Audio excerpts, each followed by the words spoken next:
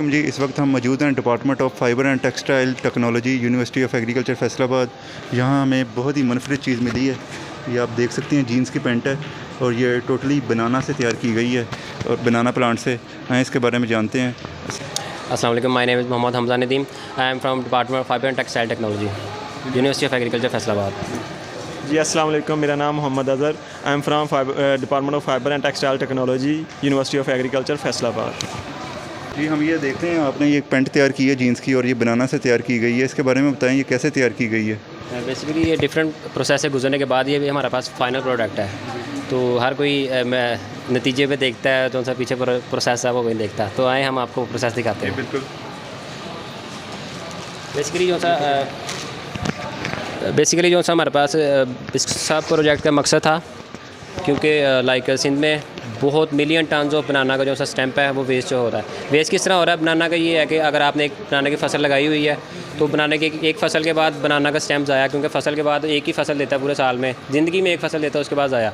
उसके बाद क्या होता है वो वेस्ट कर देते हैं, उसको टनों के हिसाब से आग लगाते हैं जिसमें वो सारा एनवायरनमेंट पोल्यूट करते हैं। तो उसको हमने ये चीज़ कम करने के लिए हमने प्रोजेक्ट शुरू किया था। दूसरी तरफ हमारे पास ही कॉटन लाइक अगर 10 साल पीछे चले जाएँ तो कॉटन की जो सी हमारी प्रोडक्शन थी वो कहाँ पे है और आज कॉटन की प्रोडक्शन कहाँ पे है। तो ये सारा कॉटन कम हो रही है, पोल्यूशन ज़्यादा हो रहा है, तो हमने दोनों का कोलैबोरेशन कर दिया। तो दोनों से बनाए फाइबर्स तैयार किए हैं। बेसिकली सबसे पहले हमने कॉटन का जो स्टैम्प का बनाना का स्टैम्प था उसको एक्सट्रैक्ट किया। डीकोटिकेटर मशीन है, उसके अंदर से जो सा सिर्फ फाइबर आ जाते हैं, बाकी उसका फजूल रॉ मटेरियल बाहर निकल जाता है। ठीक है। और उसके बाद इसको फर्दर केमिकल प्रोसेसिंग के बाद हमने इसको थोड़ा सा, आप इसको हाथ लगाएं, ये थोड़ा हार्श होगा, ये थोड़ा सॉफ्ट होगा। ये थोड़ा हार्श है और ये काफ़ी सॉफ्ट है, बहुत ज़्यादा सॉफ्ट है, बहुत ही ज़्यादा सॉफ्ट है, क्योंकि इसमें हमने केमिकल प्रोसेसिंग की है। केमिकल प्रोसेसिंग के बाद अब ये थोड़े से लाइक कह लें कि सीधे नहीं, फाइबर सीधे नहीं थे, तो उसके लिए हमने एक दूसरी डिकोटिकेटर की टाइप की मशीन है उसके अंदर से गुजारा है। और उसके बाद आप देख सकते हैं इस फाइबर की स्ट्रेटनेस और इस फाइबर की स्ट्रेटनेस ज़मीन आसमान का फ़र्क है। ये थोड़े टेढ़े मेढ़े हैं और ये वाले बिल्कुल सीधे हैं। अब फाइबर स्ट्रेट भी हो गए हैं, फाइबर की सॉफ्ट भी हो गए हैं। अब हम इसको कॉटन के साथ ब्लेंड करने के लिए हमें चाहिए कि फाइबर ऐसा हो जो कॉटन के साथ कॉटन की लेंथ के बराबर हो। लाइक अगर कॉटन का फाइबर इतना है तो बनाना का फाइबर इतना होना चाहिए। तो उसके लिए हमने इसको छोटे स्मॉल पीसीज में कट आउट किया।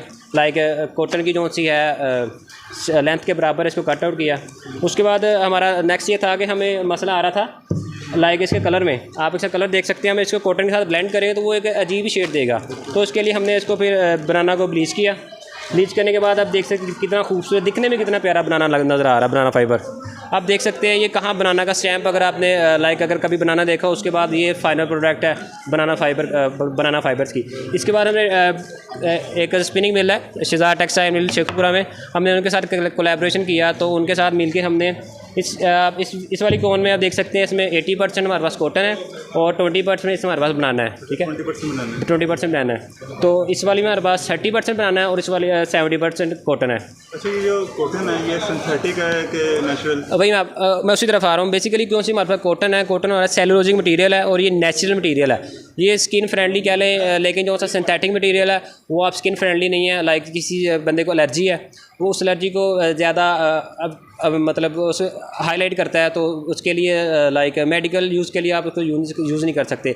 लेकिन जब हमने बनाना को कॉटन के साथ मिक्स किया तो ये बनाना भी हमारे पास सेलुलोजिक मटेरियल और कॉटन भी सेलुलोजिक मटेरियल, दोनों नेचुरल मटेरियल हो गए। तो आप देख सकते हैं। उसके बाद डिफरेंट तरह के शेड हमने तैयार करवाए। सबसे पहले फैब्रिक तैयार कराया इसका, जो कॉटन का और बनाना का मिक्स करके फैब्रिक तैयार करवाया। डिफरेंट शेड हैं, ब्लैक शेड है, डार्क ब्लू है और लाइट ब्लू है। और उसके बाद फर्दर लाइक हमने पैंट तैयार करवाई है। इंशाल्लाह आने वाले वक्तों में आप ये चीज़ डॉक्टर भी रिकमेंड करेगा कि जो से स्किन एलर्जिक पेशेंट्स हैं वो बनाना की फाइबर यूज़ करें। बेसिकली ये इसमें जो सा स्ट्रक्चर है, फैब्रिक स्ट्रक्चर, वो बहुत ही कॉम्प्लेक्स है और ये पैंट नॉर्मल पैंट की निस्बत थोड़ी सी महंगी है। थोड़ी सी ज़्यादा महंगी। इस पैंट का जो सा भी मार्केट रेट है वो ऑलमोस्ट कोई 30,000 रुपये है और ये इंशाल्लाह एक्सपोर्ट ही हुआ करेंगी, क्योंकि बाहर तो इस चीज़ की बहुत डिमांड है। ये जो पैंट है इसका मार्केट रेट 30,000 रुपये बताया आपने? 30,000 रुपये मार्केट। लेकिन ये अगर कोई एलर्जी पेशेंट है उसके लिए ये बहुत ही अच्छी चीज़ है, एक्सपेंसिव है। लेकिन इंशाल्लाह इन फ्यूचर डॉक्टर से रिकमेंड किया करेंगे आप ये पैंट मतलब इस फाइबर से बनी हुई पैंट यूज़ करें। और ये हमारे जो से बाहर इन्वायरमेंट है वो इस चीज़ पे बहुत ज़्यादा काम कर रहे हैं। उनकी अरबों करोड़ों की रिसर्च है कि हम किसी तरह हमारे इन्वायरमेंट को बचाया जा सके। तो ये वो इस चीज़ को मतलब बाहर गोरे तो इस चीज़ को बहुत पसंद करते हैं। आने वाले वक्तों में ये एक इंशाल्लाह पाकिस्तान के लिए बहुत बड़ा रेवेन्यू जनरेट करेगी इस इंडस्ट्री। लास्ट टाइम जो आपका एग्जीबिशन हुआ था उसमें एक प्रोजेक्ट था, उसमें भंग से किया था। हमारी भंग भी आ गई है। हाँ जी, ये हमारी जो सी पेंट है ये भंग से तैयार की गई पेंट है। अच्छा जी, ये आप देख सकते हैं नाजरीन, ये वाली जो पेंट है ये भंग से तैयार की गई है और ये वाली जो पेंट है ये केले से बनाना से तैयार की गई है। और इस प्रोजेक्ट के बारे में बताएंगे। ये मेरे इस प्रोजेक्ट है, ये मेरा प्रोजेक्ट था, ये मेरे भाई इसको एक्सप्लेन करेंगे।